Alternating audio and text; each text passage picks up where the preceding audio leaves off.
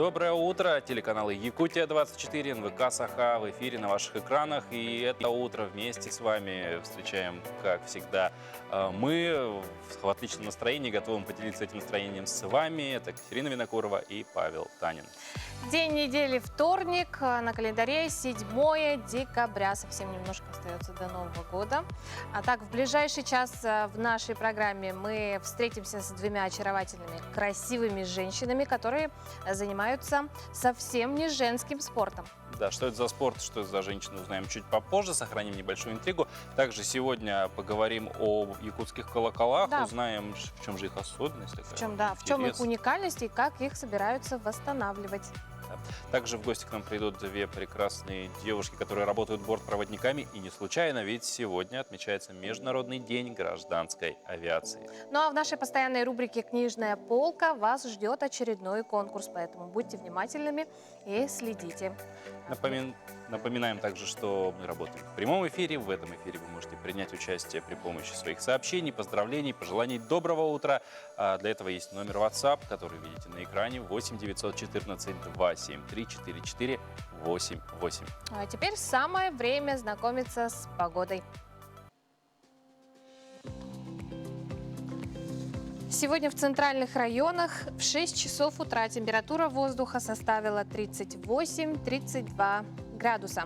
В Заречной группе 34-40, в Южных 18-24, в Вилюйской группе от 23 до 43 градусов мороза, в Нижнеленских 32-37, в Западных 17-26, в Колымо-Дигирской группе 33-48 градусов, в Янских минус 38-45, на северо-западе 35-39 градусов.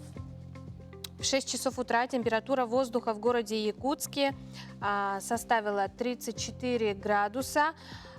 Атмосферное давление 749 миллиметров ртутного столба, штиль. Сегодня днем ожидается ветер юго-западный 1,4 метра в секунду. Утром небольшой снег. Температура воздуха днем составит 31-33 градуса мороза. Также хочется отметить, что в двух полюсах холода, Верхоянске и Аймиконе, температура воздуха опустилась до минус 50.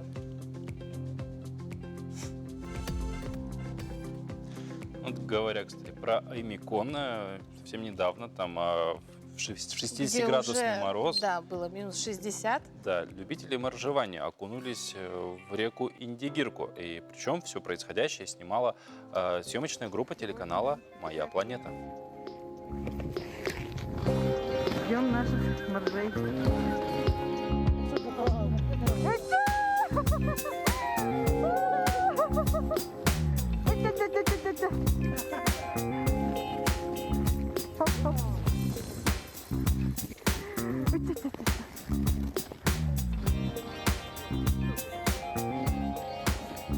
О, установа.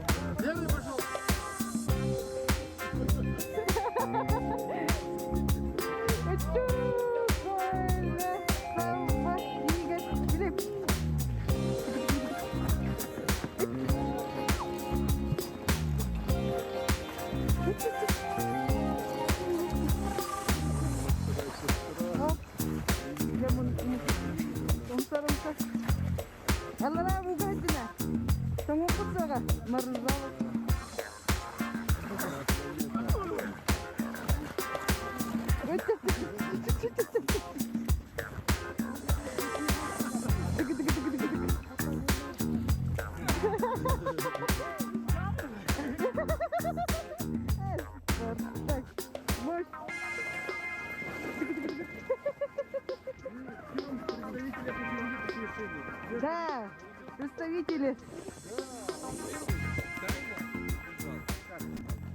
А жители столицы тоже не отстают. И хотя здесь температура воздуха не опускается ниже минус 40, окунаться в воду рискуют лишь опытные моржи. На кадрах мы видим, как несколько смельчаков купаются и принимают снежные процедуры. И прямо из проруби дают нашему телеканалу интервью.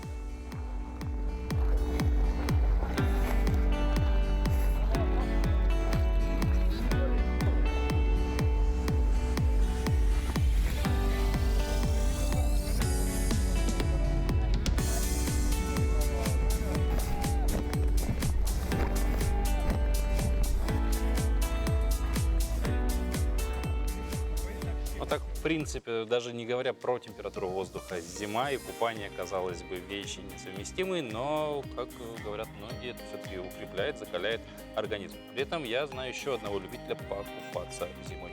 Кто же это? Не поверите, это Санта-Клаус, который в компании своего помощника Ангела появился в мюнхенском аквариуме Sea Life. Да, они погрузились под воду и покормили морских обитателей, а также порадовали немногочисленных посетителей.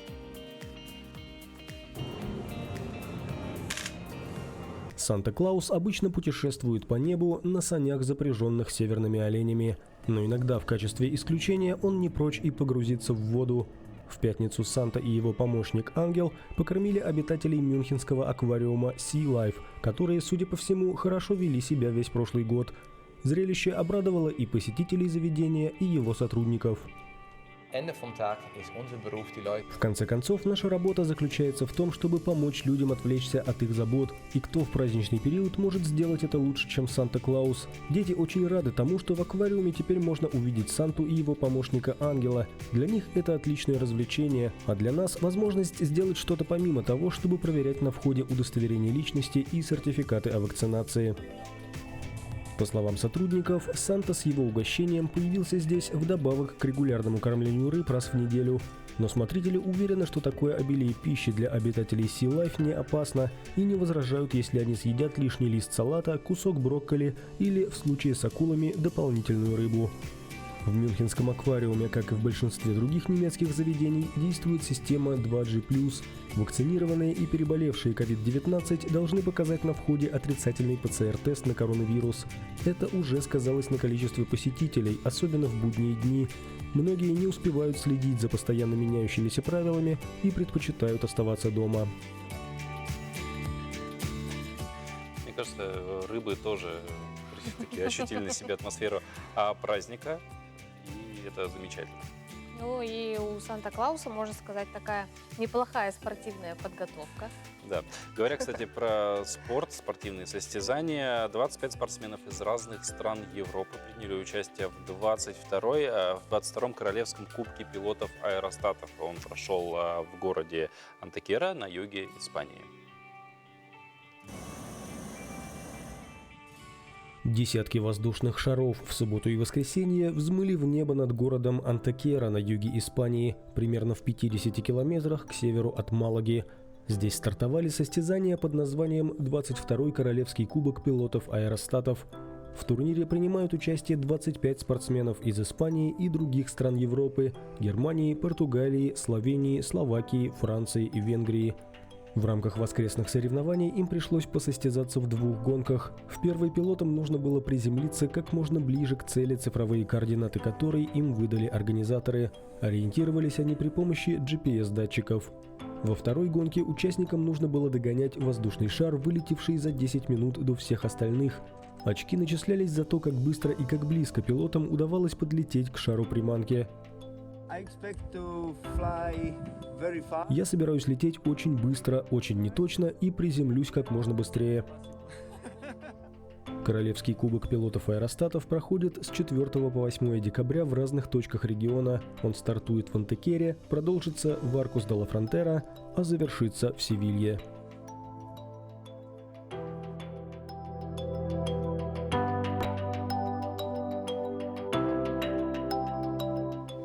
«25 лет исполняется Федерации масс-рестлинга Якутии. Сегодня в нашей студии красивые женщины, которые занимаются этим неженским видом спорта. Да, это вот то, о чем мы говорили в самом начале. О том, когда девушки вообще начали заниматься масс-рестлингом, развивать этот вид спорта в женском направлении, скажем так. Чего добились в нем, каким его видят в будущем, мы сегодня поговорим с двукратной чемпионкой мира, мастером спорта Мариной Федоренко и шестикратной чемпионкой России, мастером спорта Яной Захаровой. Я рад вас приветствовать в этой студии. Доброе утро. Доброе утро. Вот. Масс-рестлинг давно уже вышел на международный уровень, это в принципе, да, ну, уже много лет, да, о нем говорят. А вот когда девушки начали заниматься этим видом спорта, как вообще, ну, казалось бы, несовместимые вещи, женская вот эта красота, изящность и масс-рестлинг? Ну, девушки начали заниматься с 2005 года. Первый чемпионат прошел у нас тут в городе Якутске. И с того года начали заниматься, и по сей день занимаются, участвуют на республиканских, на российских, на международных соревнованиях.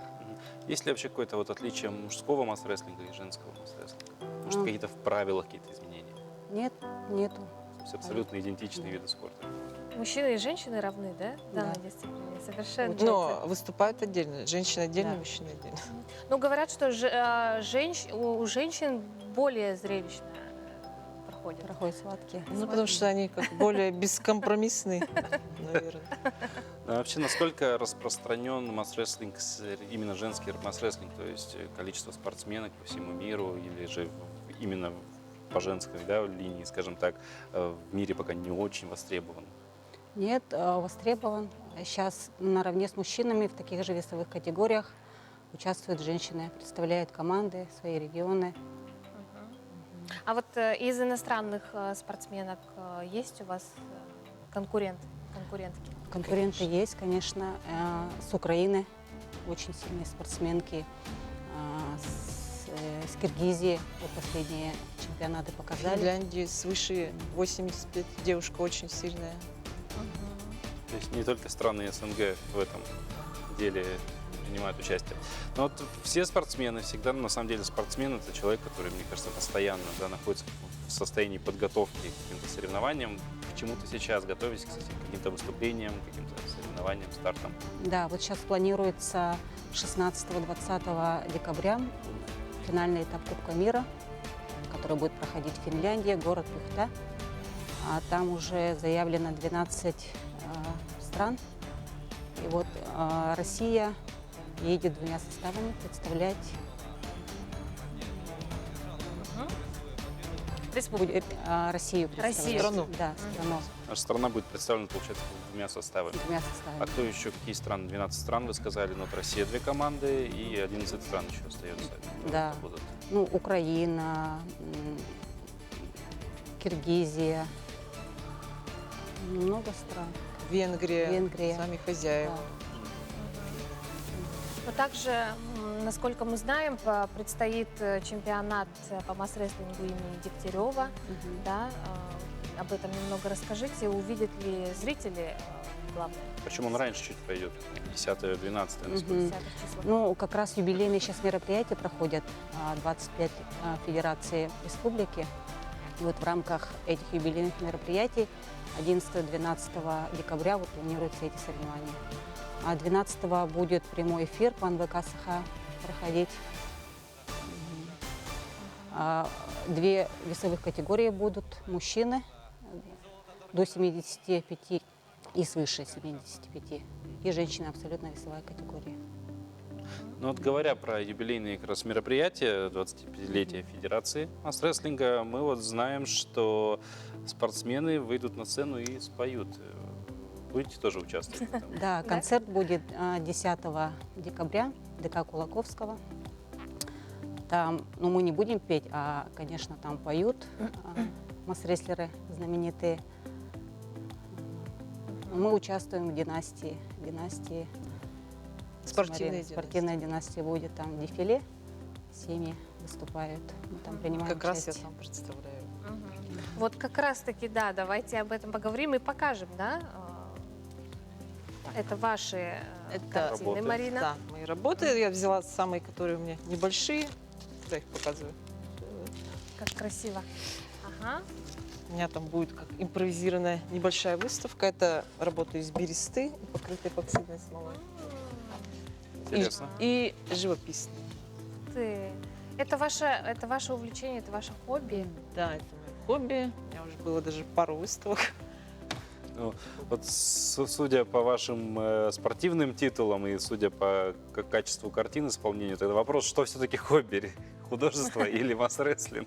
Потому что Я с детства мечтала и рисовать, и заниматься спортом, а теперь вот все мечты, можно сказать, осуществились. Осуществились. ну, да, это прекрасно. То есть вот эти картины можно будет увидеть вот, собственно, на юбилее Да, и Федерации. эти, и другие. Да, а насколько будет большая выставка? Ну, Много ли у вас работ? работ много, но Мгм. я часть только привезу, чтобы так, самое интересное, последнее, наверное. А картины вы пишете не о спорте? Нет, не о спорте. Мгм. Разные. Но о Разные. спорте есть одна, Мгм. две, может. В основном не о спорте. Яна, а у вас какие-то увлечения имеются, чем-то занимаетесь также увлеченно? Ну, я больше готовкой, наверное, блюд. Выпекаю торты разные, пирожные. салаты. Очень гостеприимный человек. Ну, кулинария, Любите особенно выпечка, кулинарить. это тоже очень такой медитативный процесс. И при этом с большим количеством ингредиентов работать ну, тоже нужно в голове много чего держать. А сами поесть любите? Сама люблю. Но все равно нужно держать себя в форме, да? Ну да. Мгм. Ну и как опытным спортсменам, естественно, я уверен, вам не безразлично будущее масс-рестлинга, в принципе, да, этого вида спорта, жизнь федерации. Какой ее видите через, в ближайшей перспективе, может быть, лет через 5, через 10? Кто придет на смену сегодняшним вот этим мастодонтам, скажем так, вида спорта? Марин. Молодежь, конечно. Кто же придет еще? Сейчас очень много Спортсмен. перспективных спортсменов Ага. появилось. Вот хочу отметить, что у нас уже несколько лет подряд лидирует Наталья Черноградская. Она без проигрыша идет уже несколько лет. И подтягиваются перспективные молодые спортсменки. Хочу отметить, как Татьяна Баишева, Нараяна Трофимова, Фаина Дмитриева. Ну, так как я сама женщин, девушек тренирую, вот хочу их выделить, этих спортсменок. Ну и популярностью пользуются вообще, как сказать, не только в нашей стране. Многие интересуются, если куда-то приезжаешь, обязательно спрашивают. Поэтому спортсмены не только у нас. Будет конкуренция представляться Ну, нашим российским спортсменам. И такой вопрос, да, спорт все-таки это в том числе какая-то польза для здоровья, польза для организма. Что конкретно масс-рестлинг женщинам дает? Ну, во-первых, это характер. С определенным характером девушки идут туда, это закалка. Во-вторых, это красивая фигура. Это обязательно. Хорошее настроение, заряд бодрости. Ну, все, что дает спорт. Я думаю, после этих слов сейчас многие девушки, женщины пойдут в масс-рестлинг, и тогда у Федерации точно будет очень огромное будущее, завязанное на молодых спортсменках. Яна, Мария, спасибо вам огромное за участие в нашем эфире. Потрясающе красивые женщины, вот и не скажешь, да, что Ну, сказали уже, Могут- масс-рестлинг, фигура. могут и сдачи Красота в дать, том да, числе. если надо.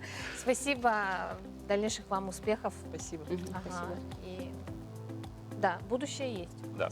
Действительно, в таких руках. Ну а мы продолжаем. Прямо сейчас готовы передать слово нашим коллегам из информационной службы. Они расскажут о последних новостях.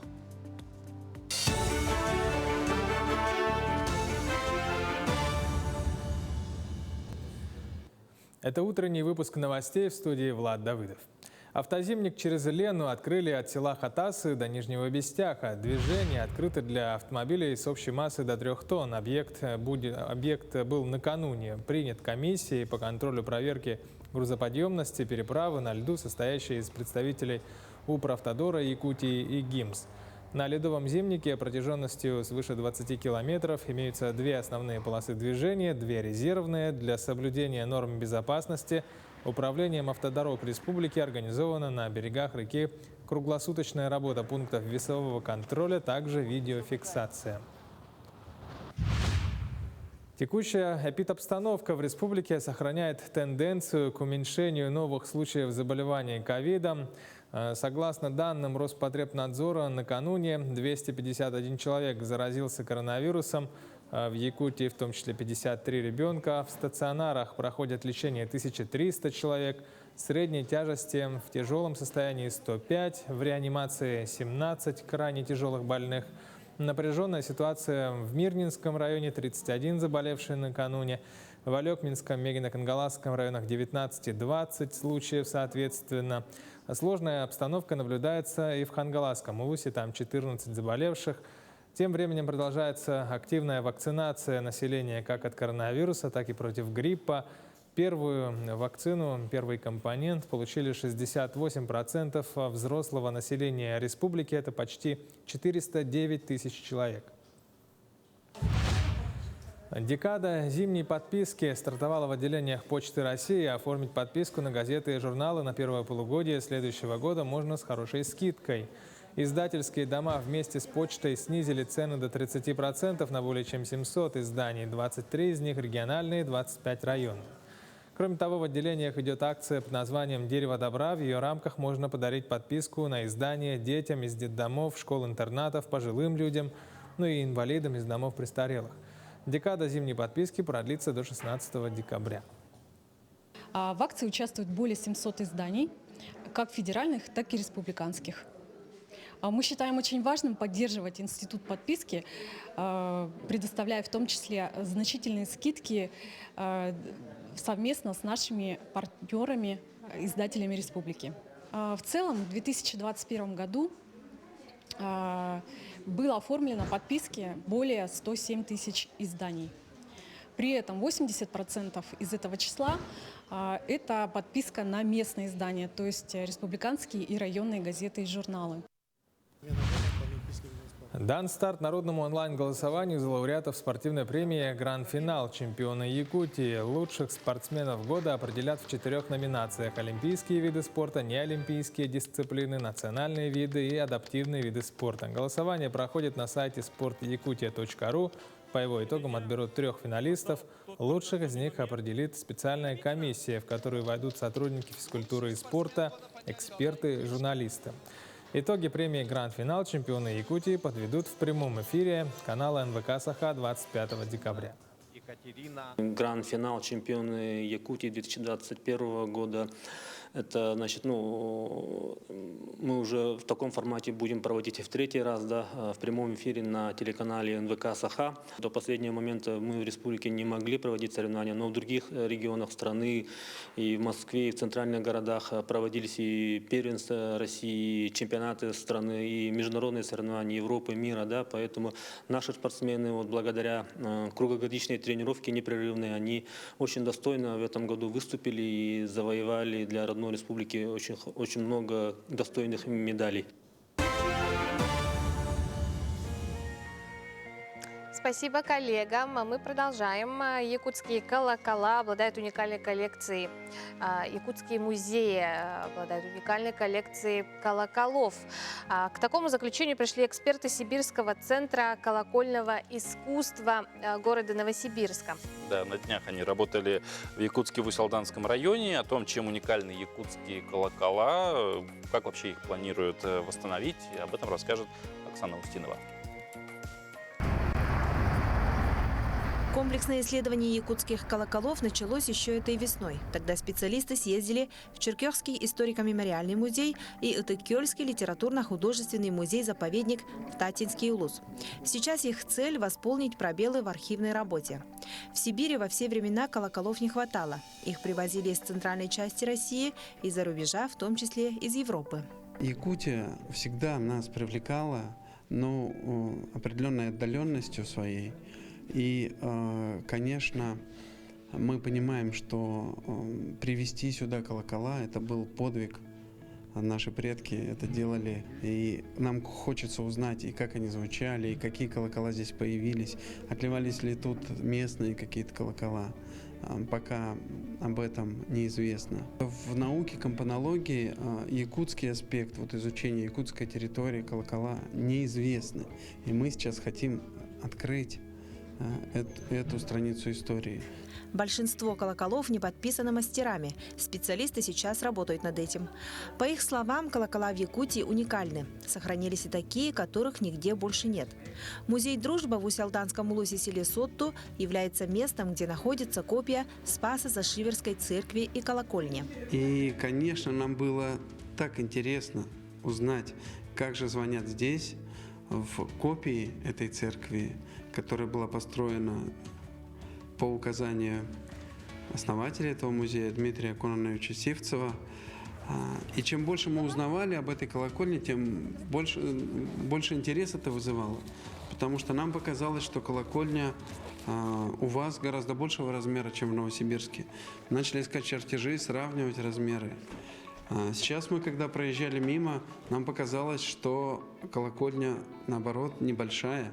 Сибирский центр колокольного искусства имеет более чем 20-летний опыт изучения колоколов в Сибири. Они провели ряд экспедиций в Красноярске, Иркутске, Тюменской, Омской, Тобольской, Кемеровской областях и Алтайском крае. Для этого специально приобрели оборудование, которое позволяет проводить современные исследования, а именно трехмерное сканирование с помощью 3D-сканера и определение химического состава сплава колокольной бронзы с помощью рентгеноспектографа.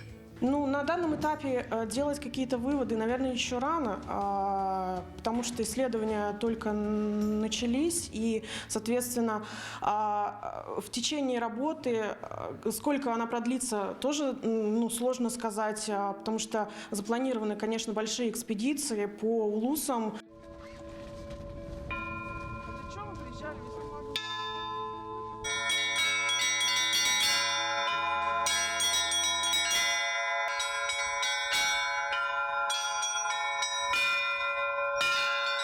Теперь специалисты горят желанием восстановить колокольни и колокольные звоны. Это получается еще один опыт реконструкции колокольных звонов. Как всегда, удивительный. Предстоит еще теперь это все как-то осмыслить, понять. А поскольку мы исследуем колокола Спасо-Зашиверской церкви, нам очень интересно понять, какая колокольня может быть ближе по размерам, чтобы попытаться восстановить оригинальный подбор, восстановить эти объемы колокольни, насколько это будет возможно. И, что еще важнее, попытаемся понять вообще, было ли возможно поместить весь подбор в одну колокольню. Или все-таки звоны совершались каким-то немножко другим способом. Может быть, частично колокола висели в другом месте. Вот нам предстоит это, по крайней мере, попытаться выяснить. У специалистов родилась еще одна идея – отлить колокол в честь 400-летия дружбы якутского и русского народов. Планируется, что на колоколе будет нанесена летопись Якутии от древних времен до сегодняшнего дня. Это будет колокол-шедевр литейного мастерства, литейного искусства, колокол-гигант, который своим звоном разбудит всю историю Якутии, который будет доступен всем жителям и гостям. И можно будет обойти по кругу этот колокол и увидеть эту историю, прикоснуться к этой бронзовой летописи. Самое главное, колокол будет звучать сквозь времена. Оксана Устинова, Власий Сергеев, Георгий Григорьев, Владимир Копырин, Якутск.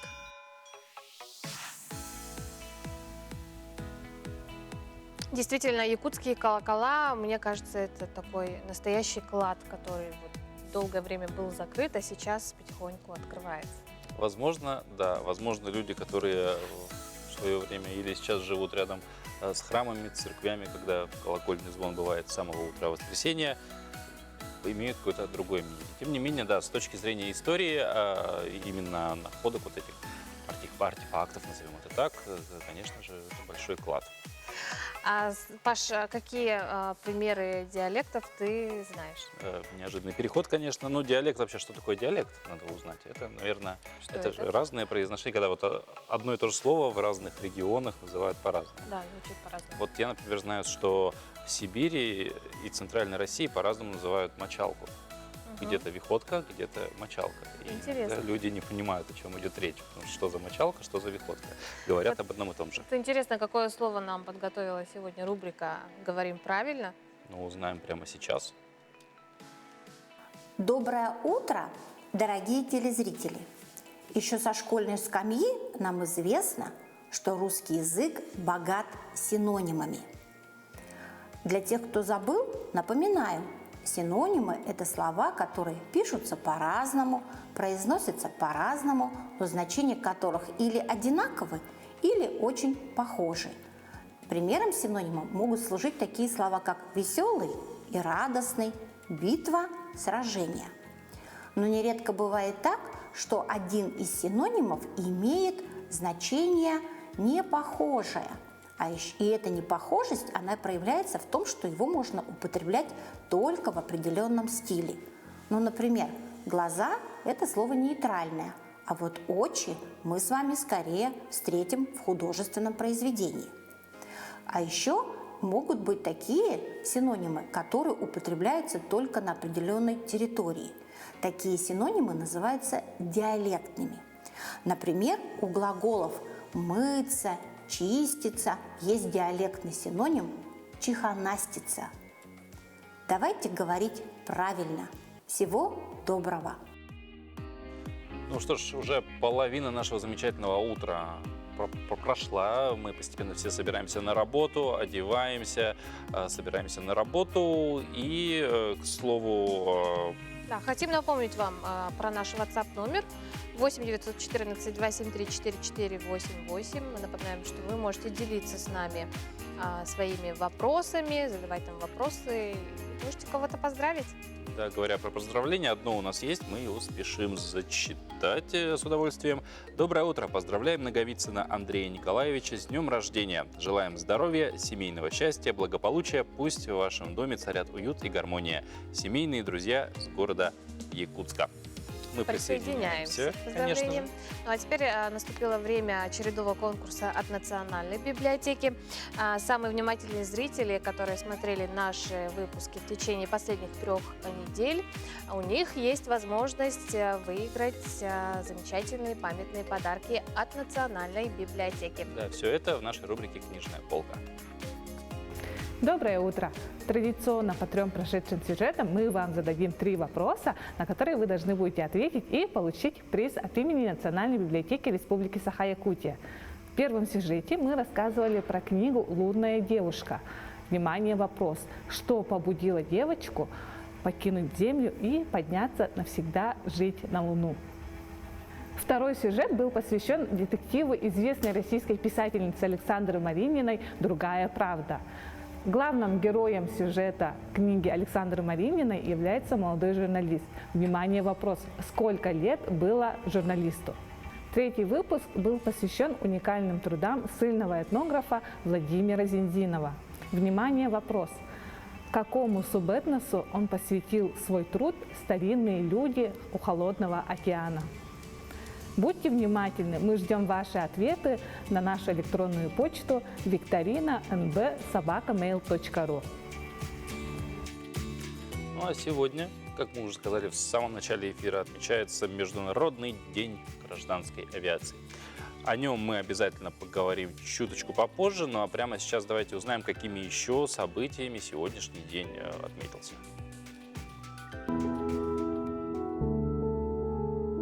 На календаре 7 декабря. Сегодня отмечают Международный день гражданской авиации, День любителей поспать, День написания писем, День сахарной ваты. По народному календарю в этот день почитают память великомученицы Екатерины Александрийской. Этот праздник открывал сезон катания на санях и санках.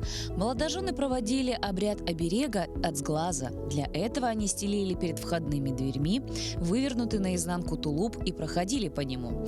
После этого они садились в сани, украшенные лентами и бубенцами. Транспорт молодоженов был во главе кортежа. Ясная погода в этот день предвещает холодную зиму. События в этот день. Луи Хеннепин стал первым европейцем, обнаружившим Ниагарский водопад. Был основан Государственный Эрмитаж в Санкт-Петербурге. Российская императрица Екатерина II учредила военный орден святого великомученика и победоносца Георгия. Томас Эдисон продемонстрировал граммофон. В этот день были образованы Кировская, Омская, Оренбургская области и Красноярский край. Во время Второй мировой войны Япония совершает нападение на Пёрл-Харбор. Американский инженер и изобретатель Перси Спенсер запатентовал микроволновую печь. Состоялся запуск космического корабля «Аполлон-17», совершившего последнюю в программе «Аполлон» посадку на Луну. В Санкт-Петербурге создана Петровская академия наук и искусств. В этот день родились Джованни Лоренцо Бернини, итальянский архитектор и скульптор; Пьетро Масканьи, итальянский композитор; Джерард Петер Койптер, нидерландский и американский астроном; Екатерина Буданова, советский летчик-истребитель; Том Уэйтс, американский певец и автор песен, композитор, актер. Именины сегодня отмечают Ян, Симон, Михаил, Митрофан, Марк, Иван, Евгений, Григорий, Алексей, Александр, Екатерина, Катарина, Августина. Сегодня бы вот в эти холода наши зимние якутские, что бы сделать? Правильно, сесть бы на самолет И улететь куда-нибудь в теплые страны. ну хотя бы так. Да, современный мир невозможно представить без авиации, конечно же. Гражданская авиация используется для перевозок не только пассажиров, но и почты, грузов, оказывают медицинскую помощь населению, а также поисково-спасательные работы ведутся. И не только. Да, ну только в России более 20 тысяч населенных пунктов относятся к районам, где авиация является единственным средством обеспечения круглогодичной транспортной доступности. А сегодня отмечается Международный день гражданской авиации, как мы уже и говорили. В России она стала зарождаться в первые годы советской власти. А так в 1923 году была открыта первая авиалиния Москва-Нижний Новгород. Да, странно, удивительно, что не Москва, а Санкт-Петербург. Тем не менее, из истории слов не выбросишь. А вот первый самолет поднялся в небо над Якутском 8 октября 1925 года. Сегодня в нашей студии девушки-красавицы, бортпроводницы авиакомпании «Якутия». Это Екатерина Радишевская и Мария Антоненко. Доброе утро. С Праздником вас. Ну, начнем, наверное, с самого такого стандартного, пускай шаблонного. Как решили связать свою судьбу вот с этой профессией? Как-то, может быть, с детства задумывались? Может быть, что-то однажды где-то шли? А почему бы и нет? Как это произошло? Да? На самом деле все банально. Это была мечта с детства. Но с временем все забылось, пока однажды мы с подругой не полетели в путешествие. К нам подошла стюардесса, красивая, в красивой форме, с искренней взглядом, улыбкой. И в один миг мне вдруг тоже захотелось стать бортпроводником. Я посмотрела на подругу и говорю ей: знаешь, я тоже скоро буду так летать. Хотя в голове я даже не представляла, как можно устроиться на эту работу. Подруга, конечно же, посмеялась, но я уже точно была уверена, что я буду тут работать. Здорово. Катерина, а ваша вот история попадания в профессию? Вы знаете, я никогда не думала, что я буду бортпроводником. В детстве я много путешествовала, занималась спортом, и я как-то летела и смотрела на девушек, какие они красивые, высокие. И я никогда бы не могла подумать, что я стану бортпроводником, но в один прекрасный день я пошла на кастинг. Это была не моя мечта, я бы сказала, но это был дело случая. Люди, которые пытаются годами пройти, они не могут пройти кастинги. Я удивительно прошла все кастинги, прошла комиссию, и вот я уже 12-й год работаю бортпроводником. Очень удивительно. Ну вот смотрите, последние 2 года мир, он живет в условиях пандемии. Это все-таки сказалось и в том числе на путешествиях людей. Меньше летать стали, какие-то ограничения. Сложнее ли стало работать? Сильно ли изменилась вот именно работа бортпроводника? На самом деле я бы не сказала, что наша работа как-то изменилась. Единственное, что нам ввели маски и перчатки, это единственное, что у нас ввели. У нас очень много рейсов, также мы выполняем вывозные рейсы, Талакан выполняли очень много, международные выполняли во время пандемии. У нас работы меньше не стало. Именно в нашей авиакомпании у нас работы меньше не стало. А сколько рейсов у вас вы совершаете примерно? например, если летать в Москву весь месяц, то это получается 12 рейсов. У нас есть определенная сан-норма, не более 80 часов. Получается так. Это за месяц? Да, за месяц. Но у нас такие всегда ассоциации, да, если стюардесса, бортпроводница, это значит куда-то летать. В принципе, если у тебя есть доступ к самолету. Да, вот есть время вообще смотреть? Да, конечно. Города, страны? Конечно. У нас очень много времени путешествовать. Когда мы прилетаем в какой-либо город, у нас есть время отдыха, есть эстафеты. Особенно, когда есть биочасы, у нас практически сутки выходного дня. И, естественно, кто-то идет, смотрит город, кто-то идет какие-то достопримечательности, смотрит, кто-то свои дела делает, кто-то отдыхает. Все по-разному. Естественно, да. За это время мы очень много чего увидели. На самом деле, да. Говоря про свободное время в поездках, то есть это какая-то вот норма, то есть в любой город ты прилетел, ты знаешь, что я ровно столько-то дней буду в любом городе, или же каждый раз это вот? Всегда по-разному. Всегда, конечно, по-разному. Да. Ну, какой-то определенный график все равно составляется, да? Да. А в последняя страна, в которой вы побывали, где вам понравилось?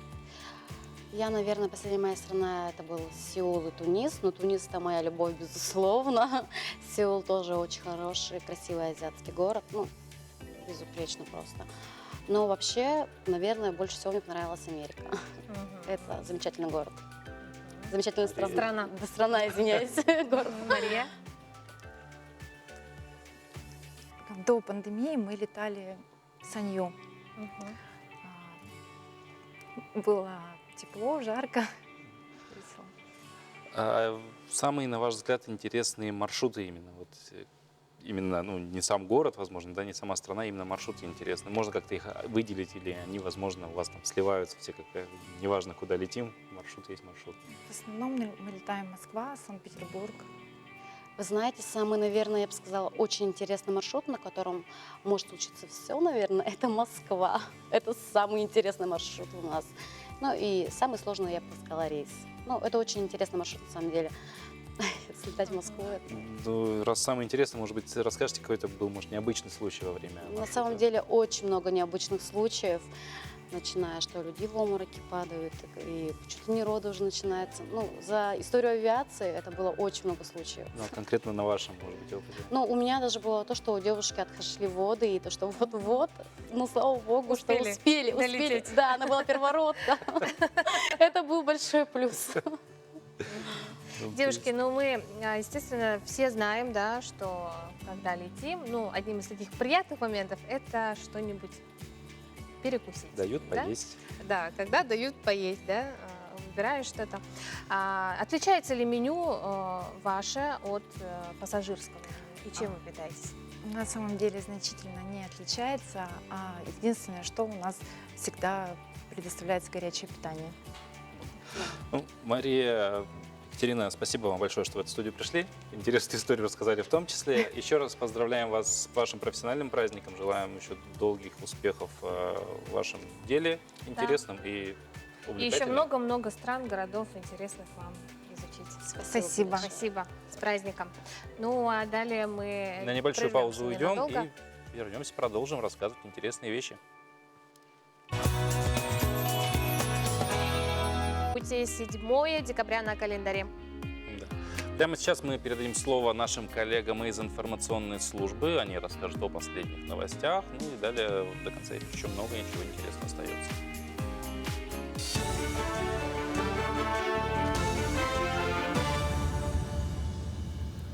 Утренний блок новостей на Якутии-24. С вами Влад Давыдов. В текущем году на реализацию программы «Комплексное развитие сельских территорий» в республике направлено свыше 2 миллиардов рублей, из которых 1 800 000 000 рублей выделено из федерального бюджета.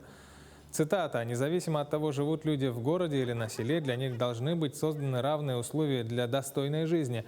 Позитивные изменения, направленные на повышение качества жизни в сельских территориях, позволят молодежи закрепиться на селе». Ключевым приоритетом в этой работе является реализация госпрограммы по комплексному развитию сельских территорий, сказал глава Якутии Айсен Николаев. В Нерингре завершился сбор предложений по проектам в рамках новой программы по благоустройству 1000 дворов, охватывающей поселения Дальнего Востока. До 5 декабря каждый житель города мог внести свои предложения по благоустройству Нерингры на 2022 год. На платформе OneClick Якутия были размещены около 30 проектов. В разделе портала голосования в блоке 1000 дворов было необходимо предложить идею, описать проекты и поделиться ссылкой в соцсетях, чтобы желающие могли проголосовать за уже предложенный проект. Комиссией будет произведен отбор заявок, учитывая критерии приказа Управления градостроительства города Якутска номер 190 от 19 ноября 2021 года. Далее сформированные заявки будут направлены в Управление градостроительства города Якутска для дальнейшего отбора. Всероссийский правовой диктант продлится до 12 декабря в режиме онлайн на платформе юрдиктант.рф. Мероприятие проводят с целью повышения мотивации к изучению права и получения объективной информации об уровне правовой грамотности населения России. По итогам диктанта выработают предложения по улучшению образовательных программ. Диктант могут написать все желающие старше 14 лет. Участники отвечают на вопросы по знанию Конституции России, трудовому, гражданскому и семейному праву.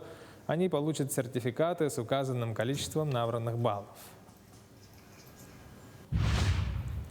В Ленском районе стартовала декада инвалидов. Открыли ряд праздничных мероприятий онлайн-концертом. Участие приняли творческие коллективы и сольные исполнители общества инвалидов, в том числе из поселков района. В канун декады организовали выставку мастериц, представили изысканные и колоритные украшения в национальном стиле бичинчинских мастериц, якутские костюмы и платья с элементами оберегов, картины, вязаные изделия, многое другое. Помимо творческих мероприятий в эти дни оказывают инвалидам и адресную материальную помощь. В Ленском районе в общество инвалидов входит почти 2500 человек с ограниченными возможностями здоровья, из них 150 детей. Сборная команды Якутии выступит на фестивале чемпионов Всероссийского физкультурно-оздоровительного комплекса «Готов к труду и обороне» игры ГТО. Соревнования пройдут в Белгороде. Их участниками станут более 300 спортсменов из 56 команд. Якутию представят 6 человек с наилучшими итогами в своих возрастных группах. Сегодня команда встретилась с руководством регионального центра ГТО. В ходе встречи накануне спортсмены получили форму, которую подготовили специально для грядущего старта. Игры ГТО пройдут с 8 по 12 декабря. В принципе, настрой у нас боевой, все как бы заряжены. Хотим очень выступить, уже прямо рвемся как бы. Ну, здесь мы прошли двухнедельную как бы подготовку, попробовали все виды, которые будем там показывать. Ну, если все выполним удачно, надеюсь, мы покажем хороший результат. Таковы новости к этому часу. Удачного вам дня, а слово передаю коллегам.